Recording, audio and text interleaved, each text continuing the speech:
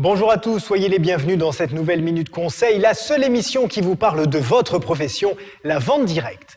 Lorsque vous parlez de votre activité de distributeur, de dirigeant de réseau, d'expert ou d'institutionnel, vous pouvez parfois vous heurter à de l'incompréhension, voire des moqueries ou du mépris au mieux. Tout ça à cause d'une mauvaise réputation qui n'est bien sûr plus du tout d'actualité. On entend malheureusement toujours tout et n'importe quoi sur la vente directe, arnaque, système illégal, escroquerie, bref, ceux qui ne connaissent pas cette activité ont encore en tête les scandales des années passées. Or, soyons clairs, la vente directe est un vrai métier, reconnu par le ministère de l'Économie et de l'Emploi en plus, et n'a plus rien à voir avec les entreprises malveillantes qui ont terni l'image du métier dans les années 90. Pour être encore plus clair, voici les différences fondamentales entre la vente directe et ce que l'on appelle la vente pyramidale, rappelons-le, totalement interdite. Dans la vente pyramidale, il n'y a pas de produit à vendre comme annoncé. Le profit de l'entreprise provient uniquement du recrutement de nouveaux membres. Quand ils entrent dans le réseau, ils s'acquittent d'un droit d'entrée. Le recruteur direct touche alors une partie de cette somme, l'autre étant distribué à la chaîne de recruteurs qui se situe dans le haut de la pyramide.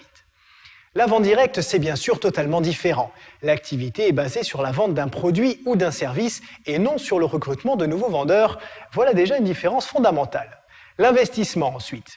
Il y a toujours un investissement pour un nouveau distributeur, mais normalement, il ne dépasse pas 300 €. Il correspond au matériel nécessaire pour commencer son activité et à un petit stock de produits pour amorcer ses premières ventes. Contrairement à la vente pyramidale, où ce ne sont que ceux qui sont au sommet qui gagnent de l'argent, la vente directe offre les mêmes chances à chacun. Il n'est d'ailleurs pas rare qu'un vendeur débutant motivé gagne plus qu'un de ses parrains, qui a pourtant plus d'ancienneté dans le réseau. Et elle est là, la beauté de ce métier.